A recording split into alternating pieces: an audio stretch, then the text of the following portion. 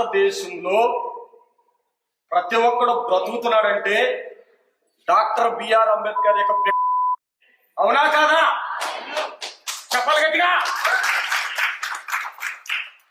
అటువంటి చేస్తున్నాడని మనల్ని వేలేయటం కాదు. డాక్టర్ బిఆర్ అంబేద్కర్ వెలివేస్తున్నట్టు నిజంగా భారతదేశంలో ఎస్సీ దళిత అని పిలువబడుతున్న అట్టడుగునున్న ఉద్యోగస్తుల నుండి ఐఏఎస్ అధికారి వరకు కూడా వీటిని చూస్తున్నారు. చూస్తూ మీరు ఏం చేస్తున్నారని ఈరోజు మిమ్మల్ని ప్రశ్నిస్తున్నా.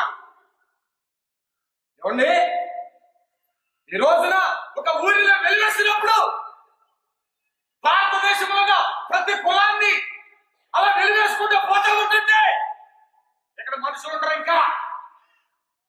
ఇంకా పులులు సింహాలు ఏడుగురిగా జీవిస్తాయి. భారతదేశంలో ఇది ప్రజాస్వామ్య దేశం అని చెప్పుకుంటూ దీనిలో బ్రతుకుతున్న వాడిని నేను ప్రశ్నిస్తున్నా. మీకు అర్థం కావట్లేదా? మీకు కనబడట్లేదా ఈ కోణం? దళిత సోదరులారా, మీరు గుర్తుపెట్టుకోవాలి.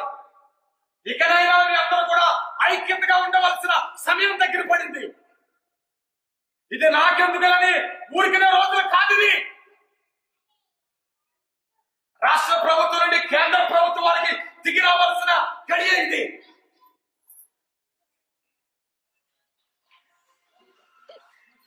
నిజంగా ఏంటంటే పని చేసుకోవడానికి అవకాశం లేదా?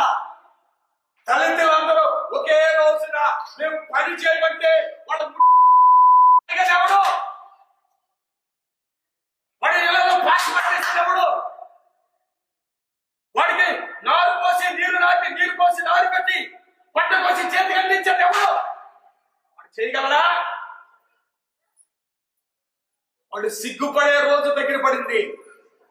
కనుక ప్రియమైన దళిత సోదరులారా, మీరు భయపడవసరం లేదు.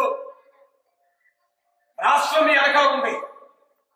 రాష్ట్రంలో ఉన్న ప్రతి దళిత సోదరులు మీకు న్యాయం చేసే వరకు, మీకు న్యాయం జరిగే వరకు వారు పోరాడతారని నేను మీకు మనవి చేస్తున్నాను. సో మీరు ఎవరు భయపడవసరం లేదు. ధైర్యంగా ఉన్న నాయకులు ఇక్కడ వెనకున్నారు, వారు మీతో మాట్లాడతారు. ఈ మాటలు నేను ముగిస్తున్నాను. రాత్రి 12 గంటలకు నాకు మెసేజ్ వచ్చినప్పుడు మా ఇంట్లో మా అమ్మ కడుపు నిండా అన్నం తింది, మా ఇంట్లో పిల్లలకు పాలు ఉన్నాయి, మా ఇంట్లో అన్నీ ఉన్నాయి. కానీ ఈ గరగపల్లి గ్రామంలో నా సహోదరులు, మా అమ్మలు, మా చెల్లెళ్ళు ఎలా బ్రతుకుతున్నారు, ఎలా ఉన్నారని మిమ్మల్ని చూసే వరకు నాకు నిద్రలేదు. రాత్రి 12 గంటల నుంచి ఇంచుమించుగా నాకు కొద్దిసేపు పడుకున్నా కానీ 4 గంటలు లేచాను. మిమ్మల్ని చూడాలి, మీరు ఎలా ఉన్నారని. ఇప్పుడు మీకు నేను విజ్ఞాపన చేయడం కాదు, కానీ నాయకులందరికీ నేను చేసే విజ్ఞాపన, నేను వచ్చిన తర్వాత నేను మీతో మాట్లాడాలనుకుంటున్నాను. నాకు తెలుసు చంద్రబాబు గురుప్రసాద్ గారు, అలాగే మురళి గారు, ఇంకా కొంతమంది తెలుసు, కొంతమంది నాకు తెలియదు. నేను 10 సంవత్సరాలు అయింది ఈ ఉద్యమాలన్నీ విడిచిపెట్టి పొట్ట చేత పట్టుకుని ఆపదేశానికి వెళ్ళిపోయాను.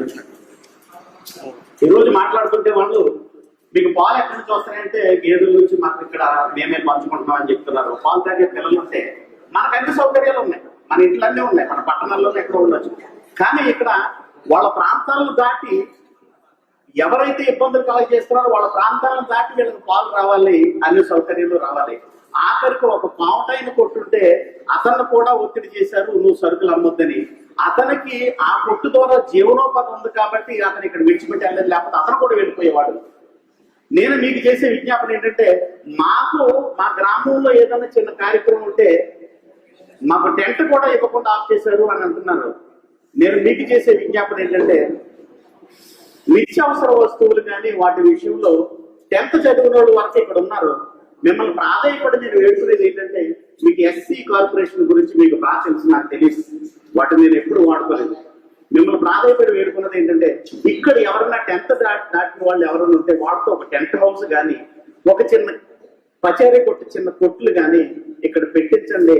వాళ్ళ మీద ఆధారపడే పరిస్థితి లేదు. సంవత్సరానికి 2 సార్లు పట్టుబడి పట్టి చేపల చెరువుల కోసం తార్ రోడ్లు వేయించుకున్నారు. నిత్యము తిరిగే ఇక్కడ ఆ మెయిన్ రోడ్డు కంకర్ రోడ్డుగా నిలిచిపోయింది. చూసినప్పుడు చాలా గుండె చెరువు అయిపోతుంది. చాలా బాధగా ఉంది నాకు. మీరు నిత్యం ఇక్కడ తిరుగుతుంటారు వీధుల మధ్య. ఈ వివక్షత అనేది, కుల వివక్షత అనేది ఎప్పుడు ఉండేదే. ఇది పోతాదని మాత్రం అనుకోవద్దు, ఎప్పుడు ఉంటది. పక్క గ్రామాల్లో జరగకుండా మీరు ఏదైనా చేయాలనుకుంటే చేయండి. దీన్ని ఆపడం మన వల్ల కాదు. ఇది ఎక్కడైనా జరుగుతూ ఉంటది. కాబట్టి ఇలాంటి ఒత్తిడి వచ్చినప్పుడు వాళ్ళకి పాలకి, లేకపోతే నిత్యావసర వస్తువులకి, బియ్యాలకి, ప్రయాణ సౌకర్యాలకి, ఆటో సౌకర్యాలకి వాళ్ళకి లేని పరిస్థితి ఉంది. ఇలాంటివి ఇతర గ్రామాల్లో రాకుండా చూడండి అని మిమ్మల్ని ప్రాధాయపడుతున్నాను. మీకు విజ్ఞాపన తెలియజేస్తున్నాను. మీకు అందరికీ జైలు తెలియజేస్తున్నాను. ఇక్కడ మండల మెజిస్ట్రేట్ అనబడుతున్న ఒక వ్యక్తి మండలానికి న్యాయం చేయాలి. ఆ మండలానికి న్యాయం చేయకుండా ఇక్కడ మాల కులానికి చెందిన 800 కుటుంబాలని ఆయన 800 కుటుంబాలని వెలివేస్తే ఒక చేతలాగా ఉన్నాడు ఎంఆర్ఓ. రెండోది ఎమ్మెల్యే చూస్తే కూడా ఎమ్మెల్యే ప్రజల ఓటుతో నెగ్గిన ఎమ్మెల్యే నేను మీకు తోడుగా ఉంటాను, అండగా ఉంటానని చెప్పి 5 సంవత్సరాలు ప్రజలను పాలిస్తానని చెప్పి ఒక ఎమ్మెల్యే అని నేను అడుగుతున్నాను ఈ రోజున. ఎందుకంటే ఎమ్మెల్యే అనే వ్యక్తి ప్రజలను పాలించే వ్యక్తి ఉండాలి. మూడోది చూస్తే స్వర్ణాంధ్రప్రదేశ్, నవ్యాంధ్రప్రదేశ్ అని గొప్పలు చెప్పుకుంటున్న చంద్రబాబు నాయుడు గారు ఈ గ్రామం కనబట్టలేదు మీకు? ఈ గ్రామంలో ఉన్న ప్రజలు, దళితులు, మాల కులస్తుల్ని 800 కుటుంబాలను వెలివేస్తే ఈ పాలన ఎంత దిగజారిపోయిందో నీకు అర్థం కావట్లేదు. ఇంకా ఇంకేమైనా నవ్యాంధ్రప్రదేశ్ నువ్వు నిర్మిస్తావు? ఆ విషయాన్ని ఒకసారి గుర్తు తెచ్చుకోవాలి. ఈ ప్రాంతంలో ఉన్న దళితులకు న్యాయం జరగాలి. తిండి లేక, పాలు లేక, ఆహార పదార్థాలు లేక ఇక్కడ ఉన్న పిల్లలు ఎంత కష్టపడుతున్నారు నీ దృష్టికి వస్తుంది. తక్షణమే వారికి న్యాయం జరగకపోతే ఇక్కడ ఉన్న రాష్ట్రంలో ఉన్న దళితులందరూ ఏకమై భారీ స్థాయిలో ఉద్యమాలు చేస్తామని ఈ రోజున మీకు తెలియజేస్తాం.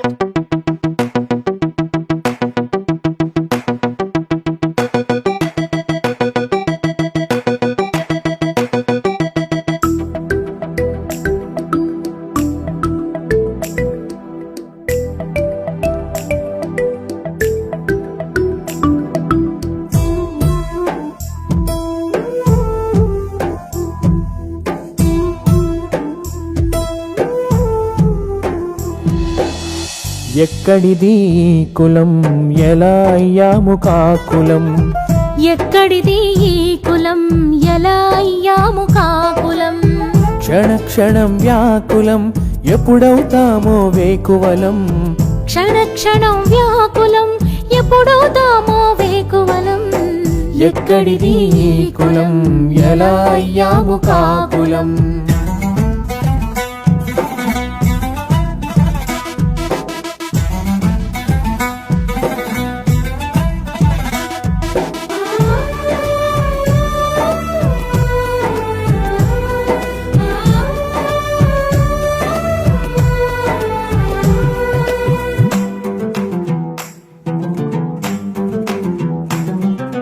నీచ వృత్తులు మన పాలు, కీచక వృత్తులు మీ పాలు.